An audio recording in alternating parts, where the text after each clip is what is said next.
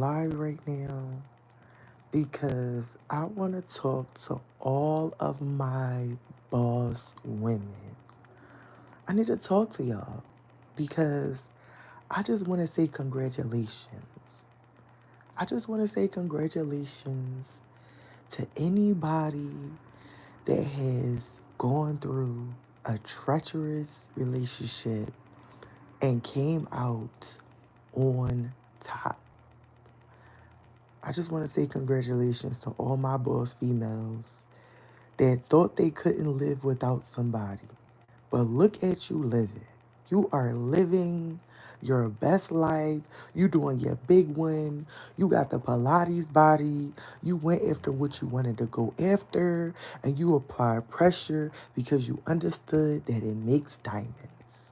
I want to say congratulations to all my boss females that went and got it regardless of their hearts being mangled. And in the process of you going after what it is that you wanted, you was healing. God was helping you heal.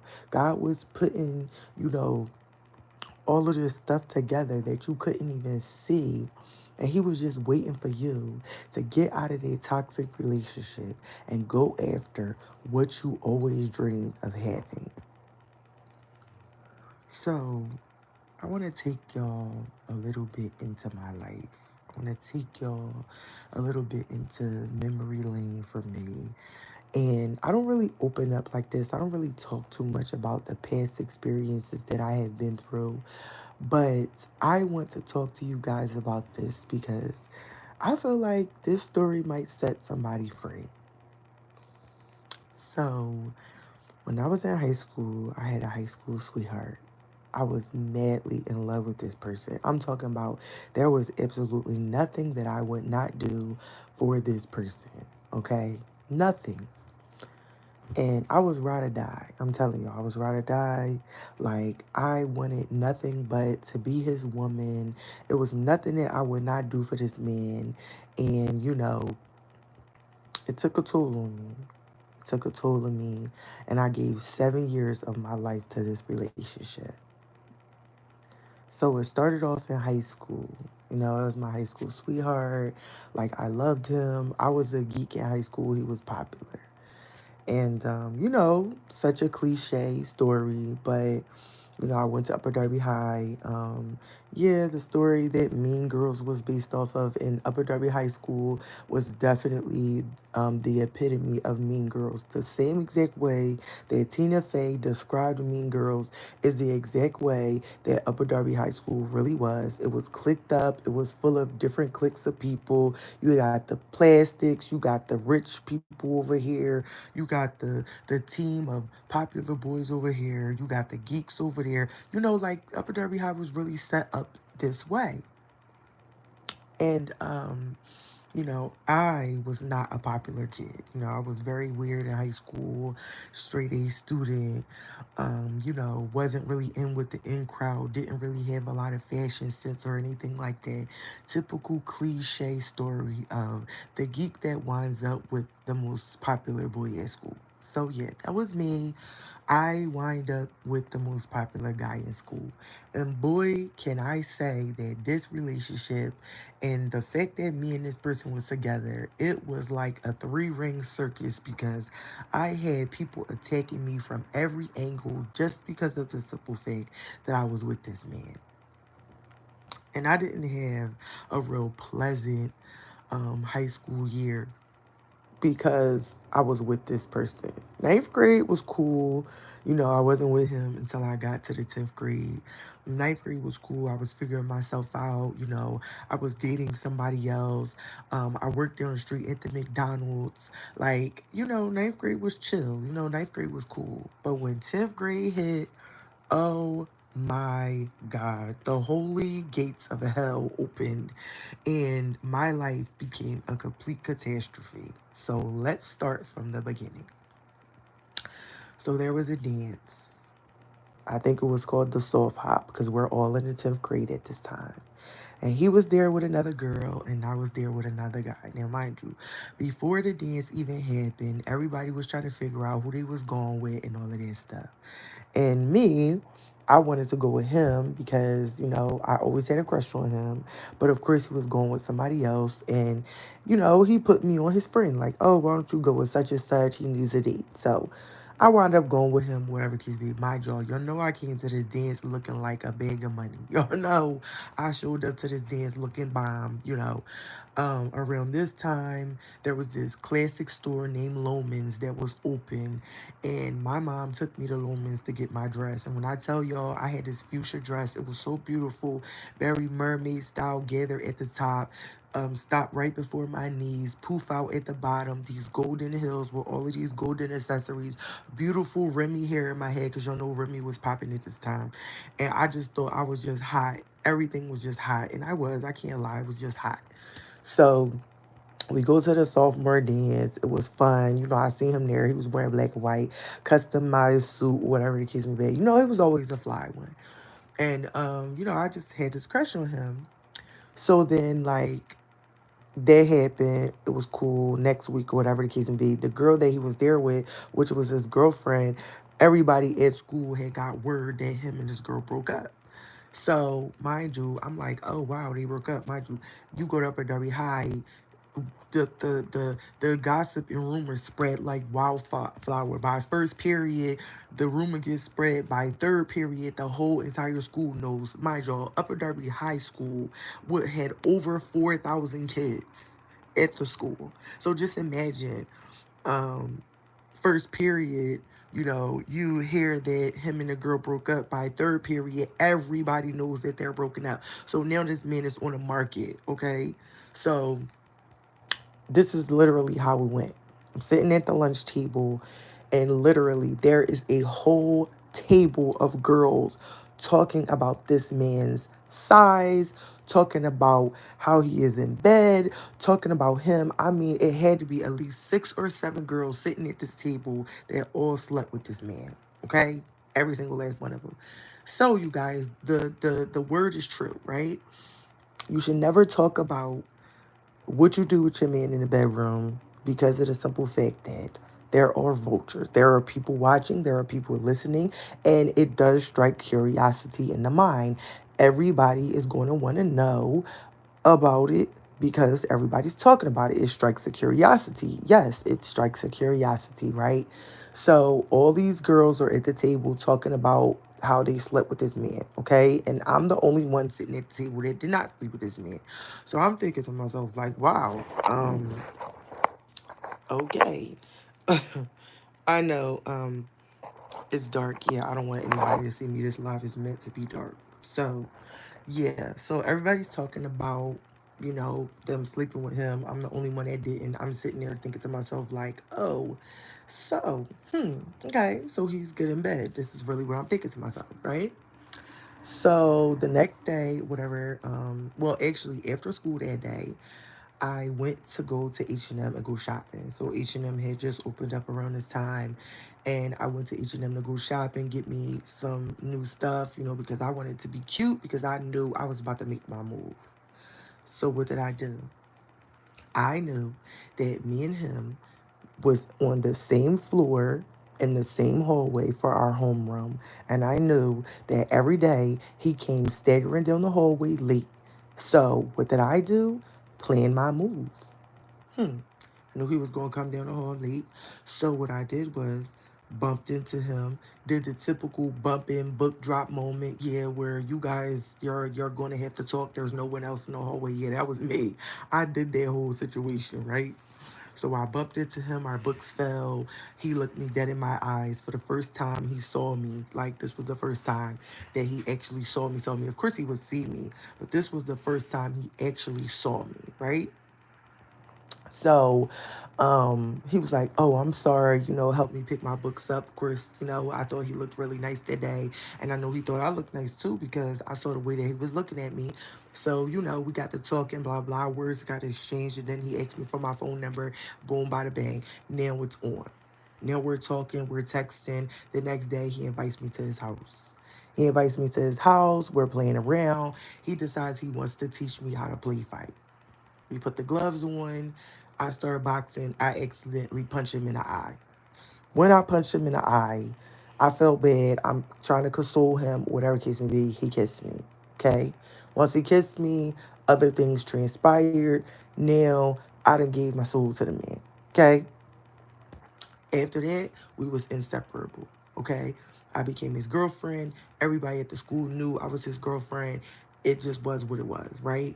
But the bad part about this is that he was a player. Okay. Every girl at school wanted him.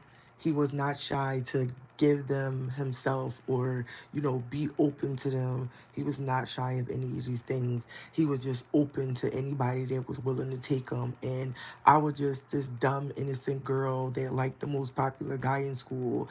And when you give your soul to somebody, you become hooked to them. You become hooked to them, and it's hard for you to unleash, to break the tie, especially when you're innocent. You haven't been with nobody. I had one boyfriend before him, and that was the first time, that I was actually with somebody. So he was the second person that I had ever been with in life. And I was hooked. Like, it didn't matter what this man did. I just could not leave this man alone. So let's go forward to some of the devastations. So, um, I got bullied a lot from being with him. A lot of hurtful things happened. I didn't really speak up for myself at that time. So it was a lot of like people doing like very spiteful things, a lot of just torment towards me. I had a lot of people playing on my phone. A lot of the times I would be walking with him in the hallway and these girls would just completely come and rip him out of my arms and he wouldn't even say nothing. He wouldn't defend me. He wouldn't like stand up for me. He wouldn't even like come back to my side when they would do it. Like he would just let it happen. And I would be completely humiliated and embarrassed all the time. And, it was just very like, it would really like make me take a blow to like my self-esteem and my confidence. And, like it was very hurtful to go through some of these things and him just not have my back, right? So prom came around. This is junior prom. And I'm getting ready, I'm getting geared up because, this is my boyfriend. I'm, getting ready to, I'm getting myself ready to go to prom with him. And then I find out this devastating news that he's not even going to prom with me. He's going with this girl that's supposedly his best friend. And supposedly before me and him got together, they had already established that they was going to prom together. But my whole thing is, if I'm your girlfriend, it doesn't matter if y'all already established that y'all was going to prom together. I'm your girlfriend, so anything that happened before me is all bets is off the table. But see, when you don't demand respect from a man, they do whatever they want to do, and it doesn't matter how you feel about it. They're going to do whatever they want to do. And because you don't put your foot down and demand your respect, they're going to do whatever you allow them to do. So that crushed me. Meanwhile, no other guy at the school wanted to go to prom with me because of the simple fact that they were all scared of him. He was a person that fought all the time. He was a person that beat up a whole bunch of people. He was a person that would terrorize everybody at school. So when everybody heard that I was not going to prom with him, nobody wanted to go to prom with me. It didn't matter how many people I asked to go with me. He would threaten all of them, you better not go to prom with my girl. So nobody wanted to take me to prom. So I'm just sitting there like a lonely, like lost sheep. Like, I know I'm not going to prom by myself. So then this guy wind up coming to the school. New person wind up coming to the school. He didn't know anybody. He didn't know nothing about Upper Darby High. He didn't know about the gatekeepers at the school. He didn't know about none of it. So I got to him before anybody could tell him anything. So Went up to him, hey, you want to be my date to the prom? He's like, yeah, sure. So he wasn't ugly, y'all. He was very cute, very handsome, really nice guy. And he decided, he's gonna be my prom date. So we decided to wear blue, like a light blue. He wore a light blue shirt with his white suit, and I wore a light blue dress. Now, mind you, it was a huge competition going on in the school. I didn't even want the competition, but it was a huge competition going on in school about who was going to be best dressed, him and his date or me and my date, right? It was like a huge thing, so much pressure. Like, it was bad. It was bad. Like, I was under so much pressure. I was already devastated because my man, the person I was in love with, was not going to prom with me. And I just felt like a sore loser. I just didn't even want to go anymore because I was just so humiliated by the fact that this man that's supposed to be my man is taking somebody else to prom, right? So I'm in the house with my mom and telling my mom, like, my mom, I don't even want to go. Like, I don't want to go. Just like a whole Love and Basketball scene. Like, for anybody ever seen Love and Basketball, when Sanaa Lathan went to the dance with the college guy, and uh Q went to the prom with Shawnee Easton. Yeah, it was really like this. Like, my high school like time was really like Love and Basketball. This is really my story, like, for real. So, you know, of course I get the prom. As soon as I walk in the door and I see them, I automatically feel like I lost the bet. I lost the competition. I lost. I felt like, and this is really me being honest completely, I felt like she completely annihilated me at the prom. Her dress, her date, them two, they looked amazing. They looked great, they looked amazing. Like, she really had the, short bob Cleopatra with the short, cute little dress. I mean, they wore black and white. It was beautiful. I can't lie. They shut it down. I feel like, maybe I would have felt a little better, or maybe like my dress would have been rocking had my energy been there. Like, had I felt comfortable, like, had my confidence been where I needed it to be, I feel like that would have shined through if I would have walked in there like a boss. But I walked in there lacking confidence, lacking self esteem. I already didn't want to go because my man went to prom with somebody else, and I just automatically just felt like I wasn't enough from the gate. So my energy was already at I wasn't enough, and like I didn't feel good about myself walking into the prom anyway because I just could not believe that he would do something like that to me. And you guys, I swear, this girl was backing it up on him all night long. Just imagine you're at prom. You didn't go to prom with your man. You there with somebody you barely know. You're trying to keep your composure. And this girl is backing it up on your man. He's allowing her to do it. He's not saying anything. And you have to sit there in agony and watch this woman gyrate all over your man all night long. And he's just letting it happen. Right? Literally, you guys. It was so bad I couldn't even concentrate on my date. Like, and I'm sorry if you ever see this video, if you ever watch this, I know I never got a chance to tell you that I was sorry for, that was your prom experience and I ruined it for you too. I'm really sorry, that I did not give you my undivided attention at prom. It's just that my heart, my intentions, my feelings was somewhere else, focused on somebody else, and I couldn't even bear to even like give you any of me because my energy was being sucked by somebody else, right? So, you guys, my date was such a sweetheart, right? There was this slow song that came on, and the slow song was, I wanna be your man, I wanna be your man, I wanna be your man. Listen, when I tell y'all this was really a Love and Basketball story, like, this is really my story. Love and Basketball, really my story. Like, go watch that movie. It will give you a clear description of my story, okay? Listen, the girl starts slow dancing with my man. I could not hold back my tears, okay? I couldn't hold back my tears. My date saw me. This is how sweet my date was. He saw me about to have a complete meltdown. Okay? Saw me about to have a complete meltdown.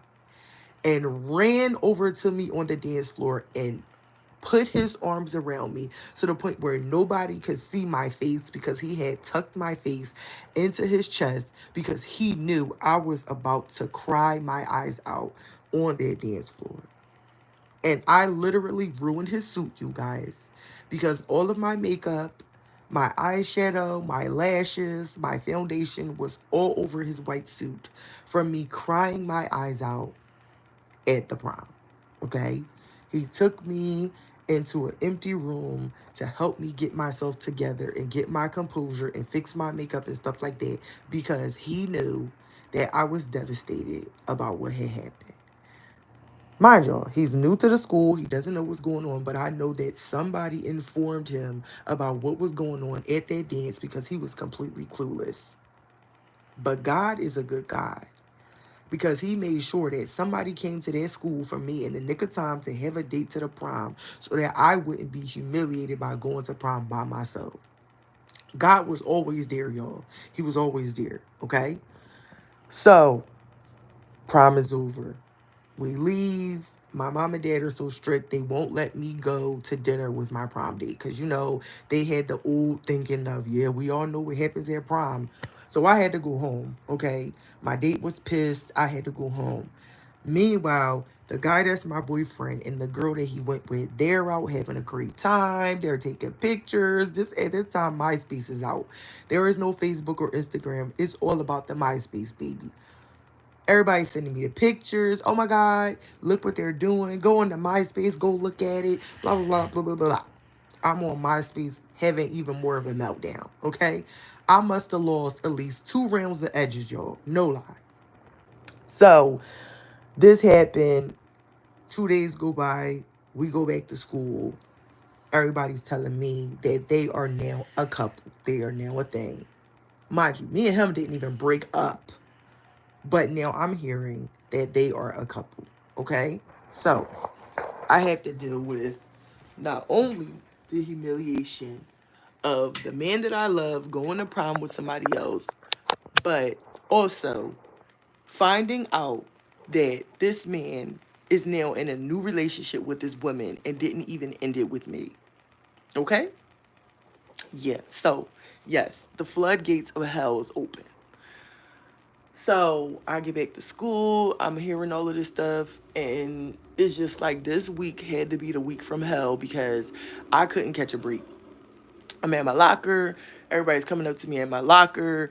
Oh, did you hear about such and such and da da da da? Yeah, they're a thing. Like Upper Darby High was such like a freaking maze, you guys. It was just crazy. Okay.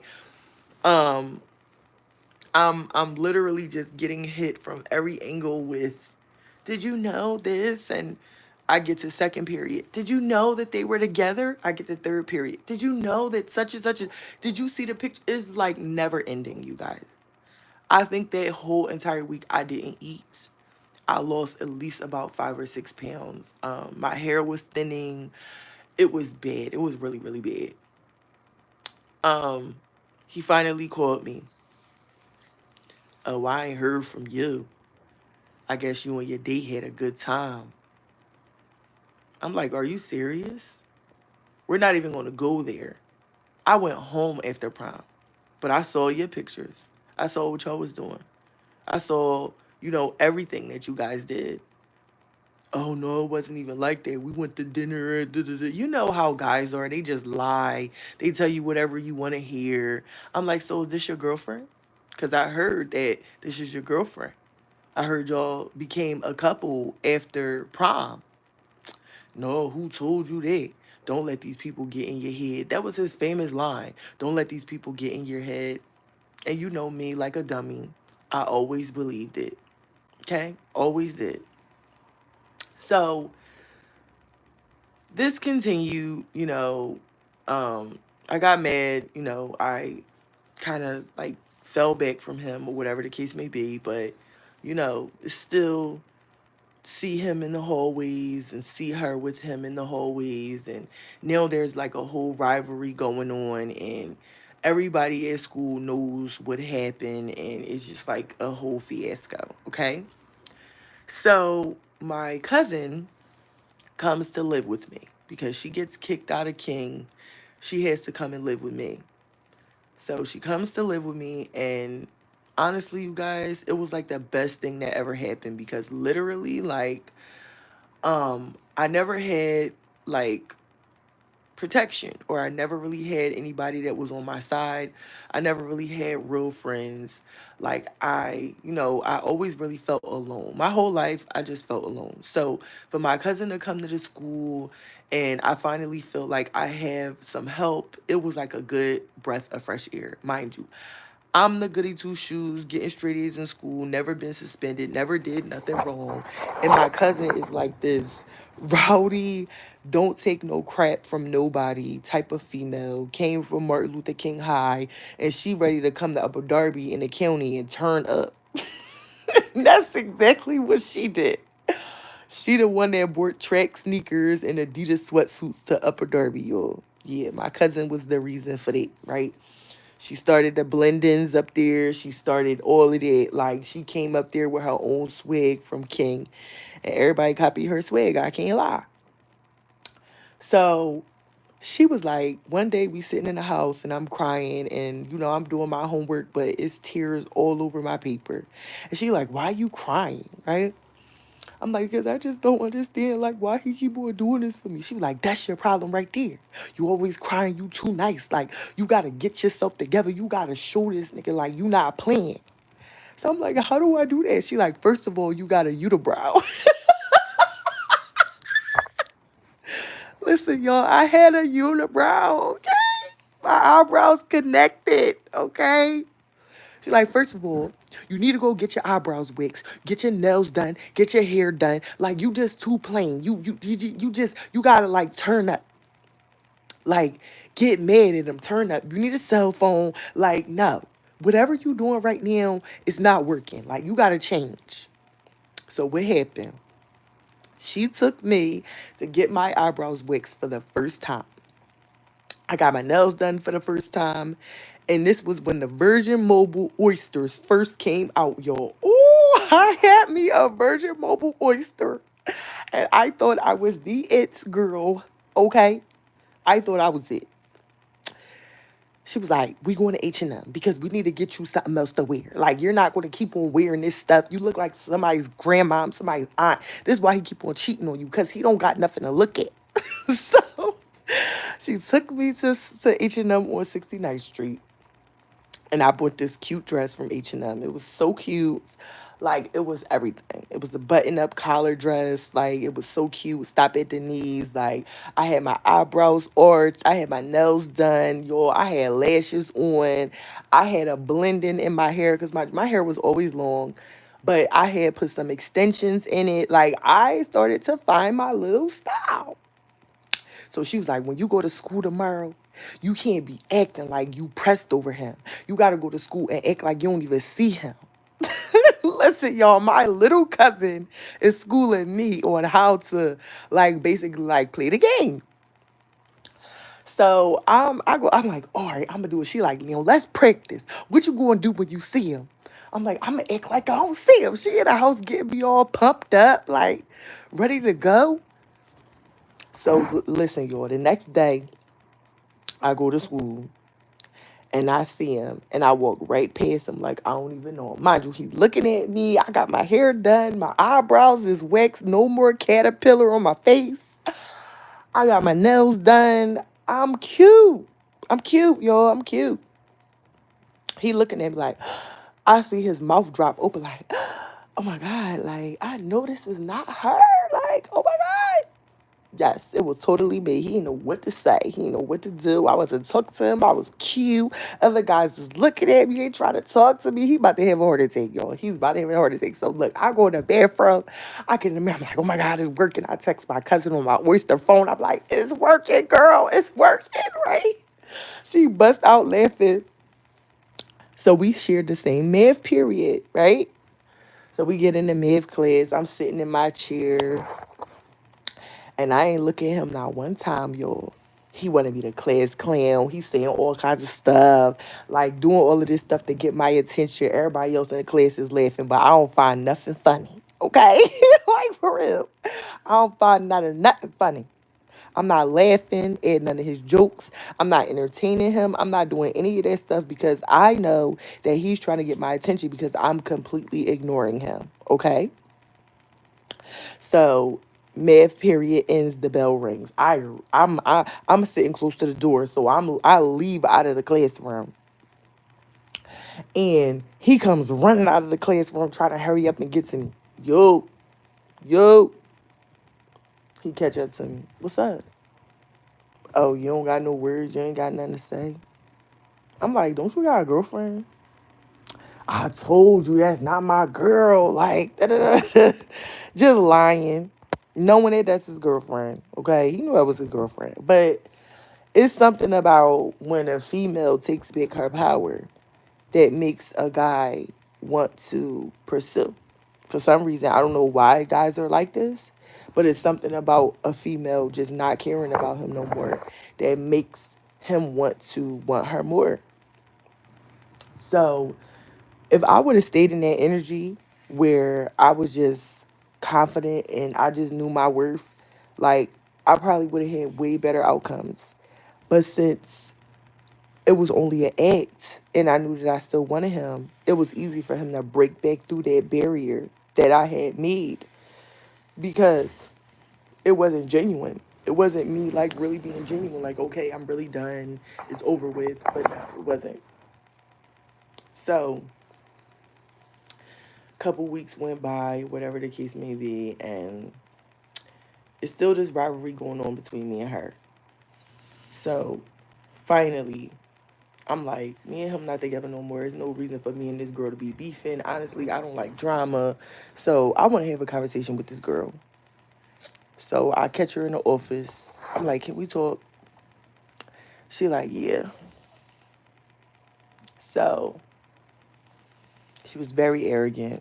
Very arrogant. Like, and, I was a sweetheart. So I didn't believe in fighting and all of that stuff like that. I was too afraid of my mom. My mom was very strict and didn't allow us to bring F's home on our report card or get suspended for school or none of that stuff like that. My mom was very strict and, we wasn't allowed to have certain type of things like that on our record. We wasn't even allowed to miss school. So, even though she was very arrogant towards me, like, even though I wanted to hop over the table and give her a two-piece and a biscuit, like, I couldn't do it because I was more afraid of what my mom was going to do than what she was going to do or what I was going to do. So I kept my composure. But let me tell y'all how this disgusting conversation went. I'm sitting there with her. I'm like, I'm not sure if he told you that I'm pregnant because I definitely had found out that I was pregnant at the time and it definitely was his baby. So I'm like, I'm not sure if he told you that I was pregnant, whatever the case may be, you know, but, I lost it. So at the time, I had lost the baby and I was telling her that. And her response was, yeah, unfortunate things happen. Like she was just so arrogant, so inconsiderate, no empathy, no compassion. Just, she felt like she was in a winning seat. Okay. So you're like, yeah, I heard about that, whatever. Very unfortunate. But, as far as me and him, like, it was just one of those things where I woke up one day and was like, when did you get cute? And, it just sparked, like, what I'm saying? Me and him, we've been friends for a long time. Like, we just decided, we wanted to do something else. And, she had her friend sitting there with her co-signing, laughing, like, extra hype. Just a mess. Both of them was just a mess. I'm like, well, since y'all two together, there's no reason for me and you to be beefing no more. And, yeah, no need for us to beef. So she was like, well, yeah, we don't have no issues. I just want you to stay away from him and we won't have no issues. I was like, well, you don't really got to worry about me staying away from him, but you do got to worry about him staying away from me. Because I'm not sure if you're aware of this or not, but He invited me to his house the other day, and we did more than talk. And she was like, oh my God, I'm pretty sure it was nothing. I'm pretty sure that we would have a discussion about this and he will tell me what that was all about. I'm like, I'm pretty sure he will. But you have a good day. And I walked out of the office. And when I walked out of the office, I saw him standing in the hallway looking stupid because she came right out of the office after me. And he knew that me and her had a discussion. And I just looked at him and walked right past him and didn't say a word. Okay? Behind me, I heard her cursing him out. What was that all about? I know that you wasn't da da da da. Yeah. So, mind you guys, it's the end of the school year when me and her has this discussion. She's in a higher grade than us. She's already in the 12th grade. We're in the 11th. So we're on our way to the 12th grade, but she's about to graduate and go to college. So summer's about to come. That was the last day of school that I had that conversation with her. We don't need no beef. So school lets out. Summer comes. I ain't talked to him for like 3 or 4 weeks into the summer. Okay. Next thing I know, I get a text message from him. Dot, dot, dot. This is how he would check to see if the coast was clear. Dot, dot, dot. I'm like, what's up? Can you come to my house? I really need to talk to you.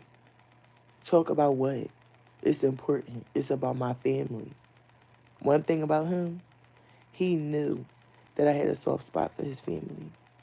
So he will always use his family to get me back in his grips.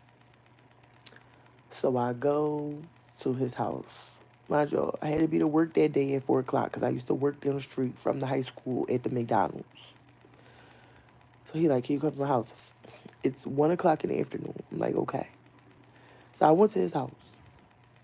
We get in the basement. We get to talking. He wants to make love. I don't want to make love. But somehow he manages to get me to that vulnerable place where I'm telling him to stop, but he doesn't want to, and he feels like he owns me, so he's going to do whatever he want to do. So that's what's happening. While it's happening, I'm not even like moaning or even like into it because I'm just so disgusted with the way that he's treated me. So when he's finished, he gets up like, oh, so you just not into it. That's just you, so you just done. Just manipulating. You just done, huh? You don't love me no more, that's what you saying? I'm quiet. Next thing I know, his brother runs down the steps. Yo, there's somebody at the front door for you. So he go up the steps to his brother. I hear them whispering. He come back downstairs. He say, don't move. I'm coming right back. He leave his phone on the table. He runs up the steps, closes the door. I'm sitting there. I see the sidekick on the table, and it's just going off, vibrating in circles. Something like, pick the phone up, Shane. Pick the phone up, Shane. Mind you, he's telling me all of these things before he goes upstairs. He's telling me that he loved me. He's telling me all this stuff about the girl. He don't like her. She weird. She thought she was pregnant, but she ate some cheese and it made her gag. He's telling me all this stuff about this girl. Just trying to get me back. He wants to be back with me. Telling me all of this stuff so I believe him so we could get back together. So, the phone is going off on the table. I pick the phone up and I start going through the messages. Boy, did I find out all the truth about everything. Not only was it her, but 4 or 5 other different girls that this man was talking to and sexing. Okay? Yeah, he was one of those. So, I'm like, I'm out of here. I'm done. I had enough of this nigga. He's such a liar. And the crazy part about it is, y'all, it was a whole bunch of girls that went to the high school with us that he was smashing. It was just disgusting. So I try to go up the steps and get out the door. The door is locked. I'm like, no, he didn't lock me in this basement. Locked in the basement. Then I hear a banging on the back door. Boom, boom, boom, boom, boom, boom, boom. I know you in there, B. Da da da da. This girl is at the door going crazy. It's her, you guys. She's at the back door going crazy. Come to find out, this girl we're all supposed to be cool with saw me going over his house because his best friend was going out with the girl that called her and told her that I was in his house. So she comes banging at the door trying to get me to come out. Mind you, I ain't no punk. It's just that I would rather resolve things before I fight. And, I'm from uptown. And, we like the pretty reserved girls, but don't bring it to us because we'll take it there. We just gonna be reserved first and try to resolve it before we put hands on it.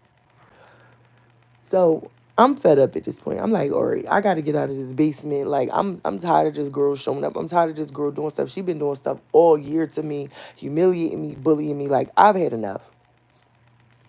So I try to get out. I'm locked in the basement for at least an hour. Now it's 2 o'clock, and I gotta be at work by 4.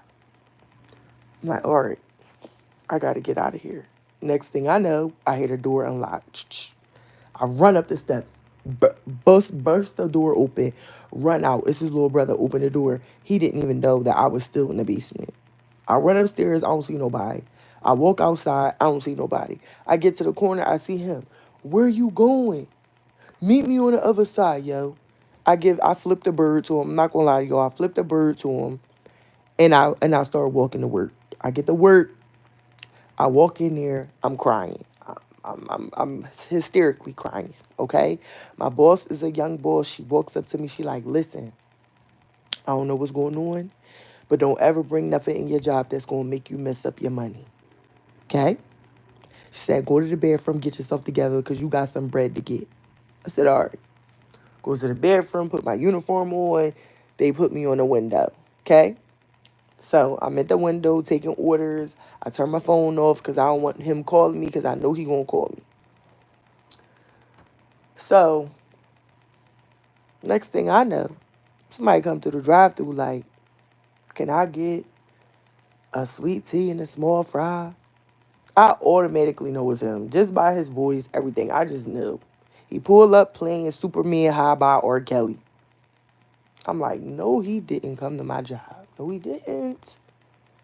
While he's at the speaker ordering his food, I see her walking through the parking lot, looking at me from the parking lot. I'm like, okay, so he tried to set me up because I won't answer his phone calls. And I left. I ain't meet him on the other side. Now he mad. So he gonna be on her team. So he brought this girl to my job. Okay. So I hear her walk up to the car.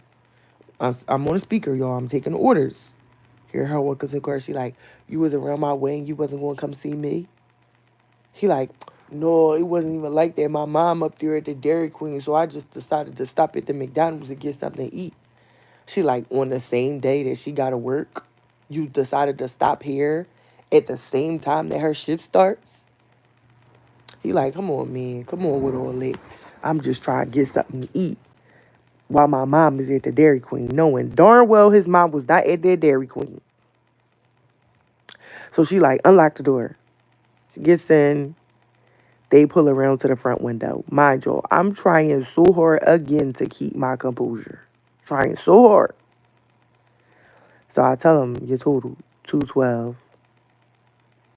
So he give me the money. She got this uncanny smile on her face. And I don't know what it was, y'all, but something inside of me just clicked. Something inside of me just clicked. And I turned into this different person. I turned into Marie. I said, is this something funny? She said, I told you to stay away from my man. I told you I was going to be back up here for you if you ain't stay away from my man. He pulls off in a panic, y'all. Pulls off to the second window in a panic. My drawer is open. All of my money flies out the window, and all the homeless people outside start picking my drawer up off the floor. I already knew at this point I was fired. I knew I was fired. There was no way I was about to come back from an entire drawer of money flying out the window. So you know what I said? Enough is enough. If I'm going to get fired from my job that I've been working at for 4 years, I'm going to go out with a bang. So I took my headset off. I went up to the front. And when I got up to their front counter, y'all, Everything started going in slow motion. I started praying. I felt my adrenaline rushing. I knew that I had enough of the bullying, of the humiliation, of all of the stuff that this man and this girl had put me through. And I knew that I was about to let the uptail out of me. Okay? I took that headset off. I said a prayer for God to shield me. I opened that door, the first door of the glass to get out. I opened that door and I saw her coming around the railing to get through to the second door. I opened up the door to get outside, and when I saw her fist coming towards me, y'all, I completely blacked out. Completely blacked out. When I came back to it, I had people carrying me into the McDonald's. And I heard all of my coworkers screaming, Rocky, Rocky, Rocky. Now, mind you, I don't know who they calling Rocky right now because I don't even know what just happened. But I tell y'all this, when I looked down, I had so many micros in the clutches of my hands. I was checking my body to see if I had lumps, scars, black eye. I didn't have nothing. Nothing. But I cannot say the same about that young lady. God gave me a superpower from being so hurt and bullied and humiliated that when I went out there to go fight that girl, I was untouched. And here's the kicker. It wasn't just her. Her friend pulled up and decided to jump in the fight. They told me that I had both of their heads banging them together like two frying pans. I don't remember none of this stuff. None of this stuff. But to this day, anybody that I went to Upper Darby High with, anybody that worked at the McDonald's with me at that year will tell you this story. Okay? They told me the story because I don't even know what happened. But I just know that God had enough too of these people doing this to me. And he was such a flip-flopper that after she got beat up, he left her in the parking lot looking a hot mess. Talking about, I told you that you shouldn't have bothered her. No, you didn't. No, you didn't.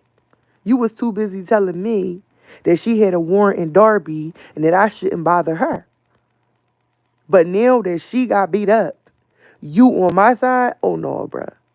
Nah, bruh. But this was the type of guy he was. He was a flip-flopper. He loved to play the side of the winning team. He's a bandwagon. So he would just jump on whoever's side was the winner. And then he wanted to be on my team because I won. So that fight was the talk of the summer. Everybody found out about it. The next year, 12th grade, I went to school. I was big dog. I was now popular. Nobody would mess with me. And he wanted to be seen with me. And he wanted to be, it was just a fiasco. He wanted to be seen with me. But he still was on his dog ways. Still. It's just that this year, he was claiming me. He was taking pictures with me. He had events. I was invited. Oh yeah, I got the baddest chick in the game wearing my chain. That's what it was at this point. But how about this, y'all? I didn't know he was still messing with her. But he was.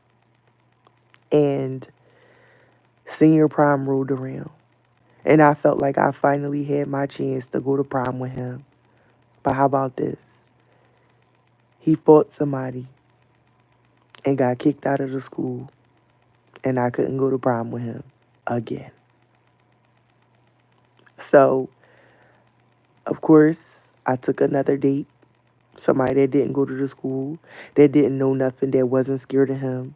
And me and my date looked fly. We wore royal blue. I looked beautiful. He looked great. We had a good time. And of course, he wanted to go to dinner with me at the prom. But My man would not let him take me to dinner. He was made sure that he was there after the prom to get me. But he didn't take me to dinner, y'all. Instead, we got in the back seat of his mom's car where he wanted to have sex. And that was what we did for prom. And I felt terrible. I felt low and disgusting and like I didn't matter.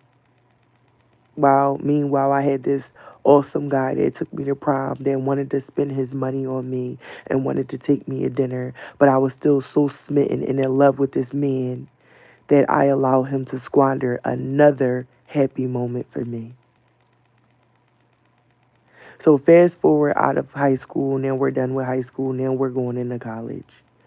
The summer came and we're both deciding that we're going to go to Delaware County Community College. Whole time behind my back, this man was secretly filling out applications to go away to college and got accepted and didn't tell me until one day before he was about to leave for school that he was going away to college. I was devastated. I cried for a month straight. And all he had to say was, I didn't know I was going to get in, but I promise I'll come home every weekend for you. And he did. He came home every weekend. But on the days where he didn't come home, he was up there smashing every girl that he could get his hands on. And um, I will always want to come up there. He will always tell me that he can't have visitation, which was such a lie. I later found out that he had a whole nother girlfriend up at school. Yeah. Came home, brought me back something nasty that we had to go get it treated for because he was screwing everybody. Luckily, it was something we could get rid of. But this is how he was carrying himself, okay? We broke up for a year. I wound up moving out of my parents' house, getting my own place. I saw him when I was on my way to my brother's basketball game because by this time my brother's going to Upper Darby High and he's playing basketball. So I ran into him while I was on my way to the game. He's like, what you doing? I'm like, I'm going to my brother's game. He like, can I go with you? I'm like, sure. So we go to the game together and then I let him know. He's like, where you about to go? I'm like, home. He like, home? I'm like, yeah. So I'm like, I got my own place. He like, what? I'm like, yeah, I got my own place. So he goes with me to the apartment. He like, oh, this is nice. Like, I'm like, thanks. He helped me set it up. And from there, me and him are inseparable. He moves in. He's living with me when he's up at school. I'm holding it down. When he comes home, we're living together. And I don't even know that he's got a whole nother girlfriend up at school. Still. One day, I wake up. Something say, take the trash out. I take the trash out. And I see this girl car parked in my parking spot at my apartment complex. And I'm not gonna lie, y'all. When I went back in that house, I went ape. Y'all already know on him. I took a blow dryer and started hitting him with the blow dryer. I'm not gonna lie. I was a little off my rocker at that point because I was so tired of all of the stuff that this man had put me through. And I just kept on loving him and kept on loving him and kept on loving him. And he just kept on dogging me and kept on dogging me and kept on dogging me. And y'all know what he said? How you went here tripping when I drove her car here to see you? Nigga, what? I told him to get out. I said, get out. I never want to see you again. When I came back in the house after he was gone, every perfume, every glass, every single thing that I had in my apartment got smashed to pieces because I went on such a hurt rampage to feel better about what he did. And at this time, I was in love with The Great Gatsby, and there was this song playing called Young and Beautiful by Lana Del Rey. And she was like, will you still love me when I'm no longer young and beautiful? I know you will. I know you will. I know that you will. Say you still love me when I'm no longer beautiful. Say you still love me when I'm no longer beautiful. And I was just crying my eyes out, y'all. I just cried and cried and cried and cried until I couldn't cry no more. And then after that, I seen him again on Valentine's Day. And we had sex. He asked me for some money and then he disappeared. And he told me he was coming back so we could go out and have a good time. But I knew that he had took my money to go spend it on another girl for Valentine's Day. And I think after that, y'all, I think I had finally just like really like let him go. And then I think like a year later after that, I linked back up with him and my body was beautiful because I had been working out and getting myself together because every single girl that he ever cheated on me with always was built with big butt and huge breast and small waist, and here I was, this girl with no chest and no butt and just very insecure and just nothing like the type that he will always cheat on me with. So I told myself the next time that I see this man, I'm going to make sure that my body looks absolutely incredible.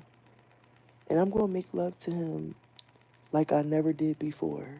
And then I'm never going to speak to him again after that. And that's exactly what I did. I made love to him. He said, wow, you look incredible. And I wasn't even like, my feelings, none of that was in it. I was just so like out of it and so like over it. And I felt redeemed. But somewhere in me, I still loved him. I still did. No matter what he put me through, no matter what we went through, I still loved him. And then later I found out that he got the girl that he was with up there in college while he was with me. He got her pregnant. Not only did he get her pregnant, but he got her arch enemy pregnant.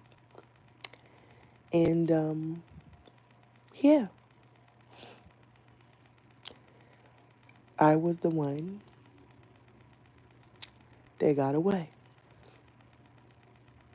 And years went by after that, and we became cool because I was over it and didn't really feel a need to hold a grudge against him anymore. But I remember when I went spiritual and he didn't understand my journey or my walk or my spirituality, and he looked me in my face and he said to me, no, this is what wound up happening. So everybody knew from watching me that I had an intuitive ability, and a lot of the things that I would say came true. And I remember one day I was picking my son up from daycare and I saw him. And I was having a conversation with my son. My son was like, Mom, I want to go to the park. And I was like, no, son, not today. I don't feel like it. And he was getting out of the car in mid-conversation of me saying this to my son. And he was like, take him to the park. Like, don't be like that. I'm like, why you don't take him to the park? And he like, no, I can't. That's a little bit much. I'm like, you know what? You're right. You definitely got a lot going on. And he got pissed. Pissed. And the thing about it is, I wasn't even referring to anything that he had going on because I didn't even know what was going on in his life at the time because I didn't even care to know.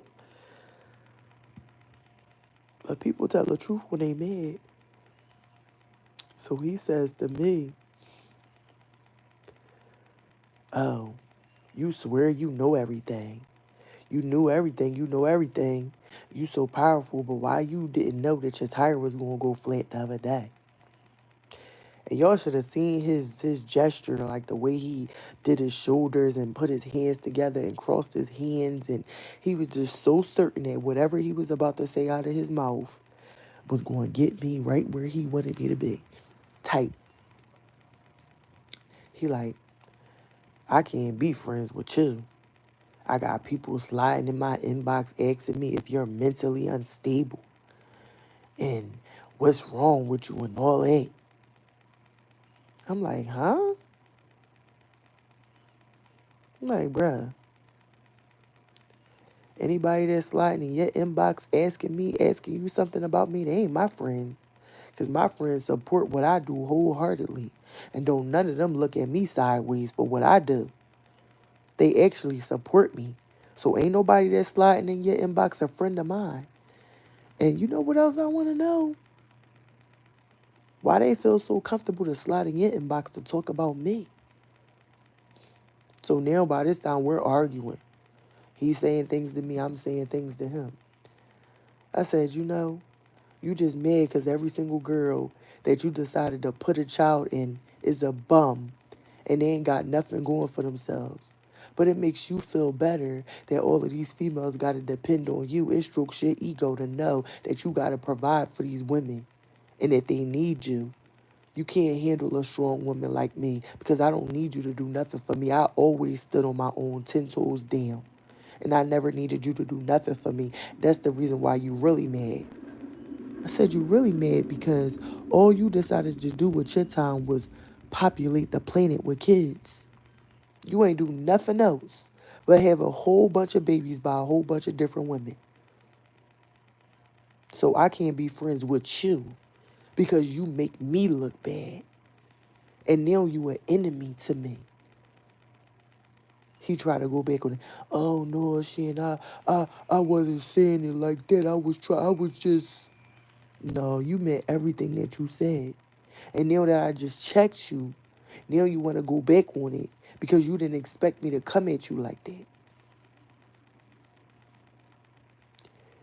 After all of the years that I sacrificed and put in for this man, and all of the things that I did for him, and all of the love, unconditional love that I gave him that I know that nobody else gave him, I think it crushed me the most when he told me that he couldn't be friends with me because of what everybody else thought about me and was saying to him. I think that's the turning point. I think that is what really made me feel like I never wanted to be associated with him again. Ever. And it's like years went by, y'all, and the man was still on the same type time. He tried to deal with me again after that, knowing that he was dealing with somebody else again. And I kept on asking him, like, "Is this girl your girlfriend?" "No, she's not my girlfriend. Like, we just work together. We just work together." And y'all know how I found out the truth about this situation?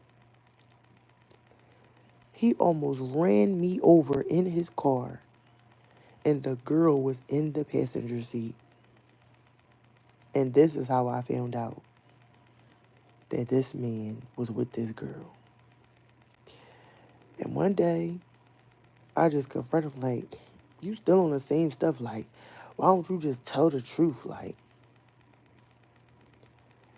And he looked me in my face and was like, "What you want me to say? That she my girlfriend? If that's what you want to hear, yeah, she my girlfriend." And I just looked at him in pure disgust. I said, "Okay." And he knew right then and there that I was gone for real, forever. Because I think out of this whole situation, the friendship is what mattered more to me than anything. It was the loyalty and friendship. It was the matter of years that I knew this man. It was the years that we put in. 7 years, but 10 years in total. 7 years of a relationship and 3 years of a friendship with no relationship, no sexual nothing, just platonic, where we actually was getting to know each other on a friend level, where there was no sex involved. And I think it hurt me the most that he betrayed the friendship that we had. And at that point, I was just done. I was done. Out of all of the things that could have made me leave this man alone, that was the one thing that after all of the things he did, I was so fed up. And it was just the last tip of the iceberg, that small thing right there is what really made me throw the towel in forever.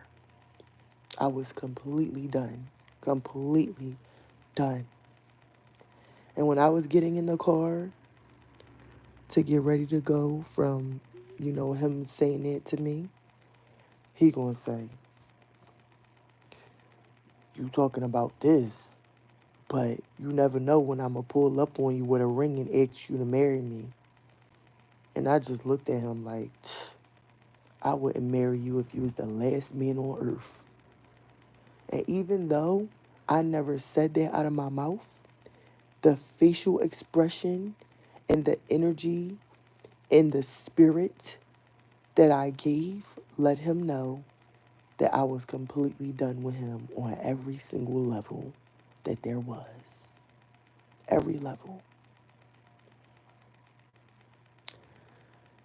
And I can say now, you guys, after all that I have been through with men, after all that I have been through in that relationship, it took me 7 years to heal from that 7-year relationship. Did you guys know that the same amount of time you spend with somebody is the same amount of time it takes you to actually heal from what they did to you or what happened? Yeah. It's my healed anniversary, you guys. I'm healed for all of those times that I thought I could not live without this man. Look at me living. I'm free. The soul tie is broken. God has shown me exactly why I was never supposed to be with that man in the first place. He showed me exactly why I had to be with that man in the first place. He showed me every single thing that I needed to know about why that even occurred in my life. I don't have any animosity towards that man. I wish him well. I don't have no type of ill feelings toward him or anything like that. It's just that, you know, I was allowed to come and tell my story now after all of this time because I could speak clearly and I could speak freely, with it being my anniversary of healed. I'm healed, you guys. 7 years healed from this situation, and now I can finally really move forward to my new relationship, to my husband, with no baggage. I can move forward with no baggage and be free of anything that was holding me back before, any ways of thinking, any mind manipulation, just any baggage, any clouded judgments pertaining to how I see men, all of them are not the same. And one thing I have learned, if I haven't learned anything else, is that sometimes you have to kiss a few frogs before you get to your prince. So I just want to tell all of my beautiful ladies that have been heartbroken or going through something, my best advice to you guys is to take some time away from sex. Any substances like weed, anything that you do too much of is an addiction. Take yourself away from all of these things and go into consecration, isolation, or separation from the world. Build a relationship with God so that He can heal your pain, so that you will be ready for your husband when he comes. And I'm free and I'm ready and I'm open and my heart is filled with this beautiful joy of all the endless possibilities and new beautiful beginnings that I am going to enjoy with my husband. And, you know, God puts us through these things so that we will know what we will and won't deal with. So we will have firm boundaries so it can build us up. And so we learn the most valuable lessons about how to say no and love yourself and put yourself first. So that is my message to all of you guys. I hope that you enjoyed my story. And until next time, you guys, keep your lamps burning because God is about to send you the man of your dreams. Good night.